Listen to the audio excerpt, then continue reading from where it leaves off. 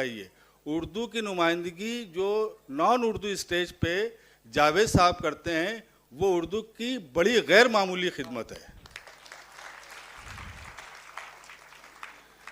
لہذا زیادہ وقت نہ لیتے ہوئے میں حائل نہیں ہونا چاہتا ہوں جاوید صاحب اور آپ کے درمیان. میں درخواست کر رہا ہوں جاوید صاحب سے کہ اس پروگرام کا باقاعدہ افتتاح کریں. جاوید اختر صاحب.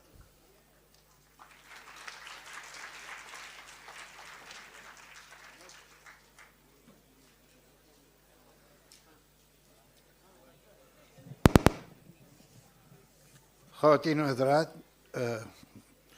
میں معذرت چاہتا ہوں سب سے پہلے کہ میں اس تقریر کے فوراً بعد چلا جاؤں گا. بدتمیزی سی لگتی ہے لیکن واقعی میرے کچھ پرابلمز ایسے آج آ گئے ہیں. اگر عبید صاحب کا حکم میں ٹال نہیں سکتا، اگر کسی اور نے کہا ہوتا تو میں شاید آتا ہی نہیں، لیکن عبید صاحب نے چونکہ کہا تھا تو آنا ہی تھا مجھے. میں یہ ہال دیکھ کے تھوڑا سا حیران بھی مجھے لگتا ہے لڑکوں نے اردو پڑھنا چھوڑ دی ہے. اب صرف لڑکیاں بھی پڑھتی ہیں اور وہ بھی جو بغیر حجاب کے اردو نہیں پڑھتی ہیں، پہلے حجاب باندھتی ہیں تب اردو پڑھتی ہیں. تو یہ مجھے تھوڑی حیرت بھی ہے اور تھوڑا مجھے افسوس بھی ہے. میں آپ کو صاف بات بتاؤں، یہاں اور لڑکے اور ہر طرح کے لوگ ہونے چاہیے تھے. جی جی ہاں، لڑکے والے اب آ رہے ہیں. جی جی چلیے، شکر ہے. اردو کے ساتھ بھی عجیب کچھ سانحہ بھی ہے اور لطیفہ بھی ہے. آج کل دنیا میں ایسا ہو گیا ہے، ہمارے ملک میں خاص طور سے، کہ جب تک میں بول رہا ہوں اور دوسرے سمجھ رہے ہیں تو وہ سمجھتے ہیں یہ ہندی بول رہا ہے. جب سمجھ میں آنا بند ہوتا ہے تو کہتے ہیں یہ اردو ہے. تو مگر یہ ایک ٹریجڈی ہے. اور یہ جو سانحہ، یہ المیہ جو اردو کے ساتھ ہوا ہے، اس کی تیاری اور اس کی طرف میں سمجھتا ہوں پچھلے کوئی 100 سال سے چل رہے تھے لوگ. کچھ اردو کے دشمن اور کچھ اردو کے نام نہاد طرفدار. ہوئے تم دوست جس کے دشمن اس کا آسماں کیوں ہو، ایسا بھی تھا. تو یہ کہا جاتا ہے کہ اردو مسلمانوں کی زبان ہے. کون سے مسلمانوں کی زبان ہے؟ جو مصر میں رہتے ہیں وہ لوگ اردو بولتے ہیں، یا سعودی عربیہ میں جو لوگ رہتے ہیں وہ اردو بولتے ہیں، یا ایران میں اردو بولی جاتی ہے، یا کرغزستان میں اردو بولی جاتی ہے، یا شام لیبیا میں اردو کہاں بولی جاتی ہے؟ یہ مسلمان ملک ہیں سب. کویت میں کیا کویت کے شیخ اردو میں تقریریں کرتے ہیں؟ مجھے تو نہیں معلوم. تو یہ کہاں کی زبان ہے؟ یہ زبان اس بر صغیر کی ہے. زبان مذہبوں کی ہو ہی نہیں سکتی ہے، ورنہ سارے کرسچن کی زبان ایک ہوتی، سارے ہندوؤں کی زبان ایک ہوتی، اور سارے مسلمانوں کی زبان ایک ہوتی.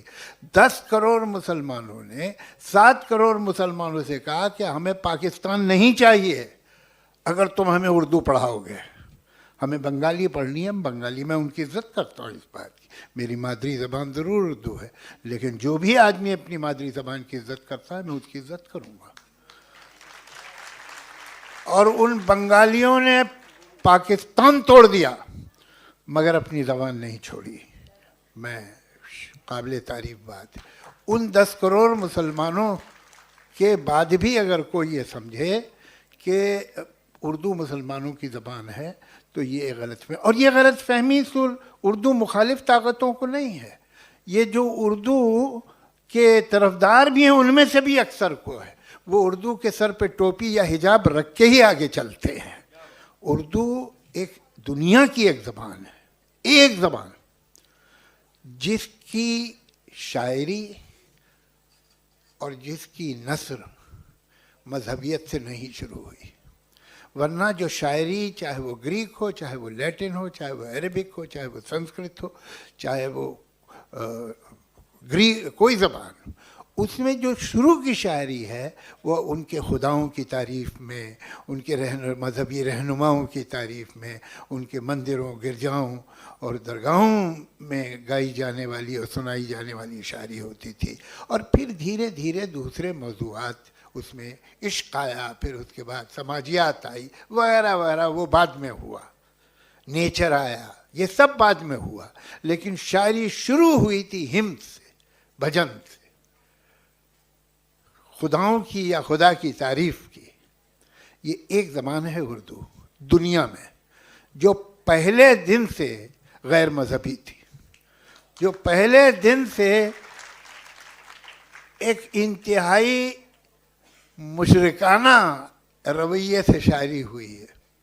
حقیقت تو یہ ہے کہ 300 سال 350 سال پہلے جس طرح کی شاعر میر نے یا قائم نے کی ہے یا دوسرے شعراء درد نے کی ہے، جرأت نے کی ہے، آج وہ مشاعرے میں شاعر پڑھ دے تو شاید کوئی مجمع سے اٹھ کے اسے چاقو ہی مار دے. لیکن وہ شاعری یہ ہماری بگننگ تھی. یہ 1857 میں نہیں، 1857 نہیں، 1798 میں پہلی دفعہ ایک بزرگ تھے شاہ عبد القادر، جنہوں نے قرآن کا ترجمہ اردو میں کیا دلی میں. اور اس وقت کے جتنے فتویٰ دے سکنے والے لوگ تھے ان سب نے شاہ عبد القادر کے خلاف فتویٰ دیا کہ اس غلیظ، اس منحوس، اس فحش زبان میں کلام پاک کا ترجمہ کر دیا اس نے، اس کے خلاف ہو گئے.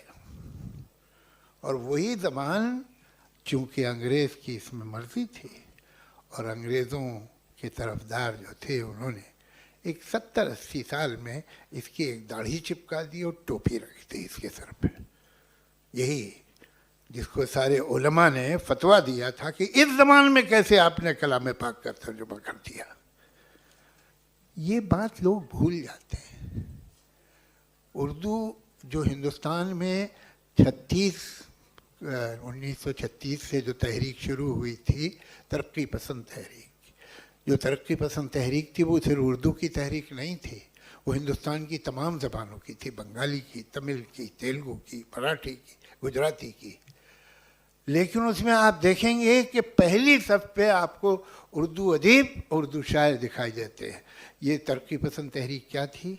یہ جاگیردارانہ نظام کے خلاف، یہ پرانے فرسودہ خیالات کے خلاف، یہ انگریزی سامراج کے خلاف قلم اٹھانے کی قسم کھائی گئی تھی. اور آپ جتنے بڑے اردو ادیب اور اردو شاعر دیکھیں گے تو ان کے اندر بھلے وہ غالب ہو کہ میر ہو، تب تو ترقی پسند تحریک نہیں تھی نا، لیکن وہ تھے ترقی پسند ہی. امیر زادوں سے دلی کے مت ملا کر میر، کہ ہم غریب ہوئے ہیں انہی کی دولت سے. تو یہ جو رویہ ہے کہ کعبہ میرے پیچھے ہے، کلیسا میرے آگے، تو یہ رویہ اردو شاعری اور اردو انٹلیکچوئل کا اور اردو کے سوچنے اور سمجھنے والے انسان کا ہمیشہ رہا ہے. یہ اردو اس لیے ہی زندہ ہے. اردو اس لیے نہیں زندہ ہے کہ اس میں فرسودہ خیالات ہے یا اس میں پرانی سوچ ہے یا دقیانوسی خیالات پہ جی رہی. نہیں، اردو اگر دنیا میں مقبول ہے تو اپنی اس فراغ دلی اور روشن دماغی کی وجہ سے ہے. تو اسے کم نہ ہونے دیجیے گا. یہ کبھی کبھی یہ مجمع مجھے اور سیکولر دکھائی دینا چاہیے تھا. مجھے دکھ ہو رہا ہے جو دیکھ رہا ہوں. ایسا لگتا ہے کسی مدرسے سے آپ ایک ساتھ لے آئے ہیں سب کو. ایسا نہیں ہونا چاہیے. اردو آپ جب کہتے ہیں کہ مسلمانوں کی زبان نہیں تو بتائیے کیسے نہیں ہے، دکھائیے. اور آج کل تو میں دیکھ رہا ہوں بہت سے غیر مسلم لڑکے خود اردو پڑھتے ہیں اور سیکھتے ہیں اور بہت اچھی شاعری کر رہے ہیں. تو وہ ان کو جیسے ایک زمانے میں، اب تو خیر یہ رسم بھی نہیں رہی، میں ایک زمانے میں کیبنٹ میں ایک دلت اور ایک مسلمان منسٹر رکھا جاتا تھا، ویسے مشاعروں میں کبھی کبھی دیکھتا ہوں انہیں. لیکن ہمیں اس سے باہر نکل کے روشن خیالی اور جو فراغ دلی اردو کا مزاج رہا ہے، اگر اردو کو زندہ رکھنا ہے تو آپ کو اس مزاج کو زندہ رکھنا پڑے گا. شکریہ. میں اجازت دیتا ہوں. میں صدر شعبہ اردو ڈاکٹر عبداللہ امتیاز صاحب سے درخواست کروں گا کہ سفیر اردو ایوارڈ جاوید صاحب کی خدمت میں پیش کیا جائے. عبید صاحب نے بنوایا. یہ مجھے کچھ سفیر اردو نام کا کچھ اعزاز دے رہے ہیں. سفیر وہ ہوتا ہے جو ملک سے باہر رہے. تو یہ بڑے اشارے سے بتا رہے ہیں کہ اب آپ اپنے کو اردو سے باہر ہی سمجھیے.